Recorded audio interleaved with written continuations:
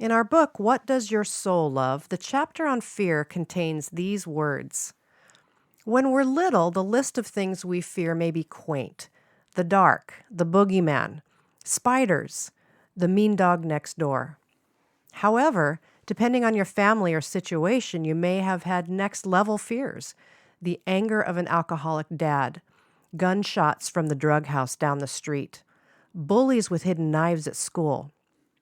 Nowadays, we have the real fear of public shootings and bombings, even in parts of the country and world that have seemed relatively safe. Add to that the never-ending news threads on our social media feeds, and you have a recipe for constant underlying fear, anxiety, and even dread. Many of the social issues of our day are the fruit of fear. Fear that we won't be taken care of, fear that we won't be seen or loved, fear that we won't have enough. And these dynamics typically lead us directly to fearful or controlling behavior. Looking for and acknowledging our fears feels risky. But if we can come face to face with what we fear, we can see it in the light of God's presence and find healing, freedom, and strength. Now, almost everyone deals with fear at one time or another, so let's take a look at fear and how we might move through it here on the Unhurried Living podcast.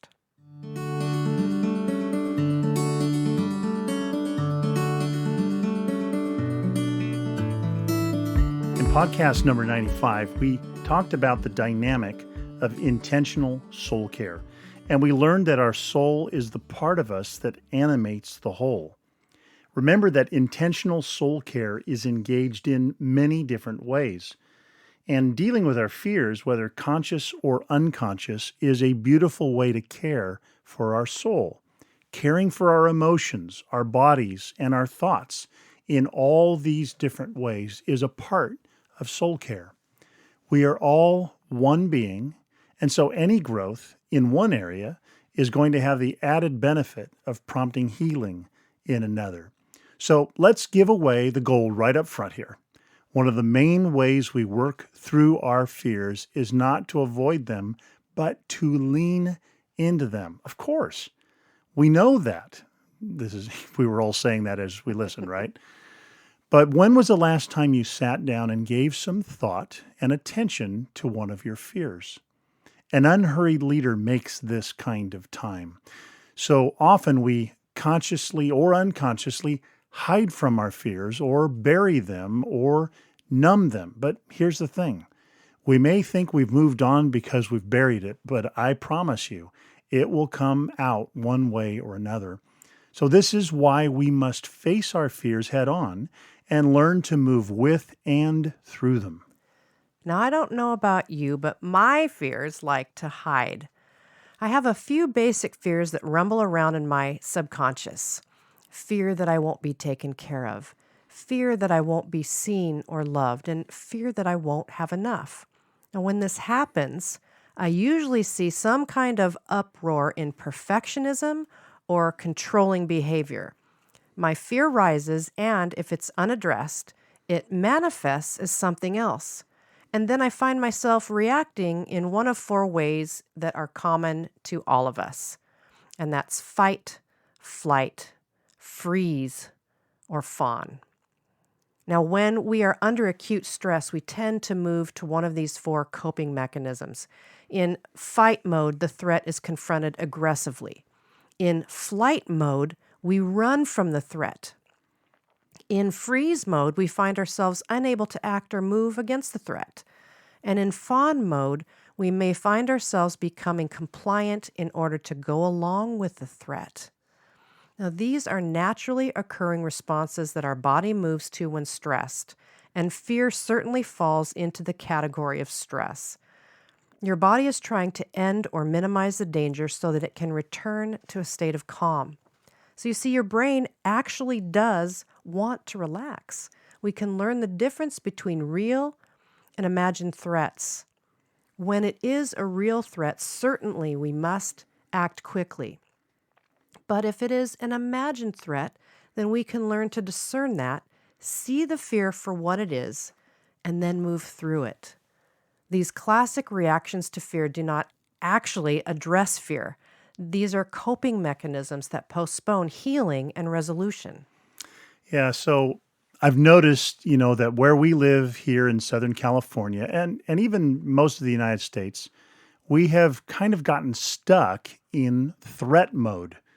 The pace of our lives shows that we think there's an emergency even when there's not. And I'm not discounting actual trauma that's occurring in real people's lives. It has to be dealt with. It's real. What I'm talking about is the constant pressure that can become a blanket of anxiety and fear and stress in our lives. Even a perceived threat can induce a fearful response, which is why, again, we really do need to learn to discern what is a real threat and what isn't. Think of how many times you find yourself in either fight, flight, freeze, or fawn mode in your day-to-day life. It is likely that in most cases you're responding to a perceived threat and not necessarily a real one. And I wonder if you can see the difference there. Yes. For example, last year I was working on my fear of public speaking. To me, it felt like a real threat. What if I look stupid? What if people don't like me? And on and on. And this produced a blanket of anxiety and fear that would manifest in the lovely combination of fight and freeze. My fears of speaking were real to me, but in the grand scheme of things, there truly was nothing to be afraid of. My life was not in actual danger. And once I learned to see that my fear is only perceived threat and not a real one, I was able to more easily relax into the process and move through my fear. So again, let's be clear about this. Let's not discount or downplay our fears. They are real even if we are talking about perceived fear. Your feelings are there and they must be acknowledged with respect and care. It adds insult to injury when you pile shame or guilt onto fear. So all throughout this process, it's good to grant yourself as much grace as you can muster. So back to my public speaking fear. A major part of this was stopping in the moment of fear and determining not to move into fight, flight, or freeze. I chose to see my fear and not to push against it or numb it. And at the same time, I accepted the invitation to fall deeper into the ocean of God's love. I broke it down very simply. God is real or not. God is here or not. God loves me or not. And I leaned into God is real, God is here, and God does love me. In Him I live and move and have my being. Right. So I think it's helpful to realize and remember that in the scriptures, there are countless times that God addresses fear with his people. I mean, if the great commandment is about love, and if love is what displaces fear, then maybe it makes sense that fear is a big issue for most people. And it would make sense that God has given us the invitation to love in part to help us overcome our fears. Love actually addresses, faces, and engages fear. Now, one of the most beautiful examples of love dispelling fear is in the interactions that God and Moses have.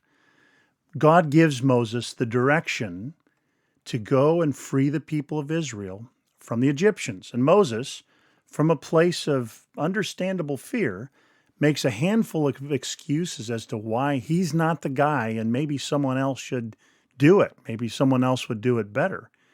So what I love about this passage is that God does not answer Moses like this. Oh, I hear you, Moses. I get it. Boy, you're right. I'll just find somebody else. I must have been wrong to choose you. I'll bet your fears will be realized and that this would be very uncomfortable for you. Let's move on to plan B. Aaron? No. Instead, God answers with a very simple line. He just says, I will be with you. God chose relationship as his answer to Moses' fear. And with God's presence comes the full weight of his love. Moses learned to move out with his fears in the loving presence of God, and we can do that too. So this leads directly to the line in Acts 17 where we are reminded in him we live and move and have our being. And as this reality begins to permeate our thoughts and attitudes, it can't help but overflow into our actions. If we're in constant connectedness with God, and as Dallas Willard would say, as close as the air on your cheek, and if we believe that God is lovingly toward us, then our fears have less and less leg to stand on. My favorite verse that I especially use when I'm in pain, stressed, or afraid is Psalm 62:1. It says, "My soul finds rest in God alone." I like to say each word slowly and let it have its own weight. And again, my soul finds rest in God alone. You can try this on right now and see what it does to the pace of your heart and your mind. I highly recommend using these words as often as you need them. When you're afraid, when you're tired, when you're sad, when you're in pain. This is a chance for lived truth.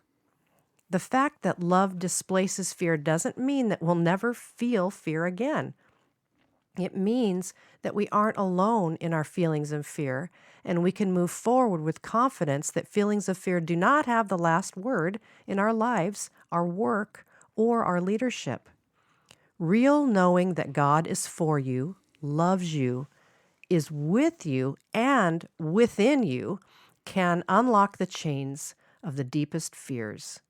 Well, what kind of inner work will this take? Now, we'd like to recommend that you go back and listen to podcast number 101. It's called The Practice of Unpacking, and it's a nice, prayerful, and visual way to let go of any current fears or anxieties. And also, as usual, we're going to provide you with a worksheet that can help you think through your thoughts in regard to a particular fear. What thoughts are you having, and can you discern which are cause for actual fear and which you can lay aside? And so, again, you can download the worksheet by visiting our website at unhurriedliving.com/podcast bonus. Once you've accessed your first download, you'll be granted access to an online resource page that lets you download all of our past worksheets, and it will be updated with new worksheets as they become available in upcoming episodes. So again, go to unhurriedliving.com/podcast bonus. And as always, we love connecting with more and more friends like you who want to rest deeper, live fuller, and lead better.